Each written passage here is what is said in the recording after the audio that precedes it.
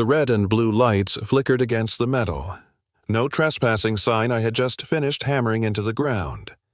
My dog Daisy sat by my feet, tail wagging, totally unaware that the HOA president was calling the cops on me. The wildest part, she was standing on my property when she did it. The officer stepped out of his cruiser, calm and serious, while Karen, the HOA president of Maplewood Estates, was fuming beside him, clutching her phone like it was a weapon. "Officer, this man is putting up unauthorized signage within the HOA boundary," she barked before he could even shut the door. I crossed my arms. "This isn't HOA land, ma'am." Karen's eyes flashed. "Everything from the sidewalk inward belongs to Maplewood Estates." The officer sighed. "Let's check the property lines before anyone gets fined." I could see it in her grin she thought she'd won already. Until the officer looked at his GPS, turned pale, and said, "Ma'am, you're standing on his property." The air went dead still. Karen's smugness evaporated in an instant. Her mouth opened, but nothing came out. Then the officer asked me, "Sir, did you give permission to install that HOA mailbox here?" "What mailbox?" I asked. He pointed behind her and my stomach dropped. There it was, an HOA mailbox bolted into the ground on my land. That was the moment everything changed. It hadn't always been like this. When I bought the house 2 years earlier, I wanted peace, quiet mornings, a long driveway, the smell of pine. My property sat right at the edge of Maplewood Estates, far enough to avoid HOA nonsense, close enough to enjoy the view. Or so I thought. Karen introduced herself the week I moved in, clipboard in hand, sunglasses, a plastic smile. "Welcome to the neighborhood. Just here to make sure everything runs smoothly." At first I thought she was just one of those over-eager types.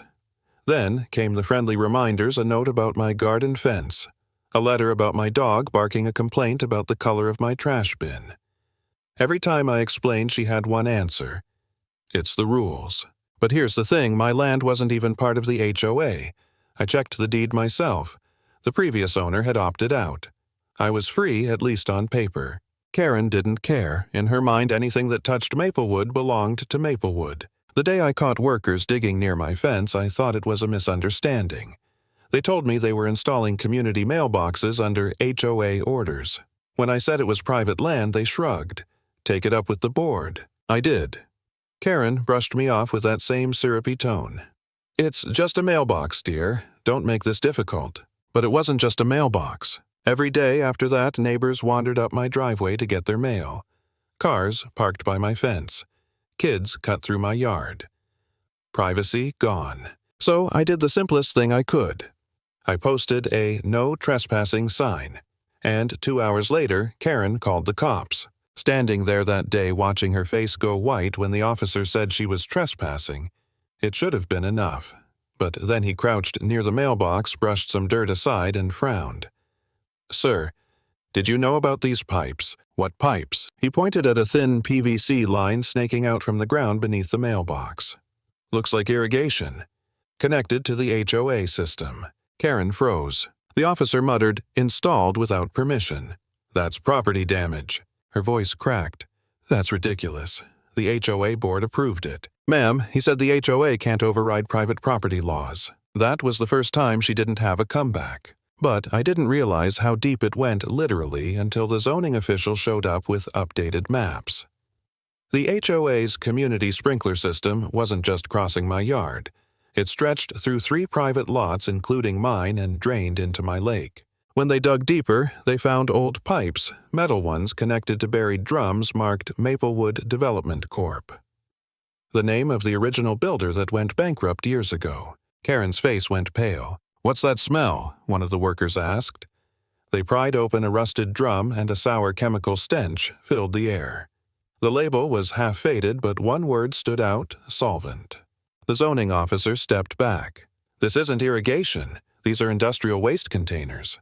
Everything stopped. Karen stammered, "That's not ours." But the evidence said otherwise. Her unauthorized irrigation lines had broken into old waste tanks, leaking toxic water into the soil and straight into my lake. That was the day the EPA showed up. Hazmat suits, warning tape, flashing trucks. My quiet little neighborhood turned into a crime scene. Karen tried to play innocent pointing fingers at contractors. But investigators found invoices thousands of dollars of HOA funds paid to her brother's landscaping company. They found a pumping system hidden under the clubhouse funneling fertilizer concentrate straight into the sprinkler lines. And on every invoice, her signature. When the county investigator Carter showed me the paperwork, I nearly lost it. She's been using HOA money to poison my land. He nodded. And worse, she forged your name on a property easement form to make it look legal. I didn't know whether to laugh or scream. For a while, I felt defeated. My lake was contaminated, my property torn up, my name forged on fake documents. I sat on the porch one night staring at that stupid "No Trespassing" sign, wondering if it was all worth it. Maybe I should have just let it go, sold the house, moved somewhere quiet again. Then I saw Daisy sniffing by the lake's edge near a patch of withered grass that used to be green. The water was dull and oily.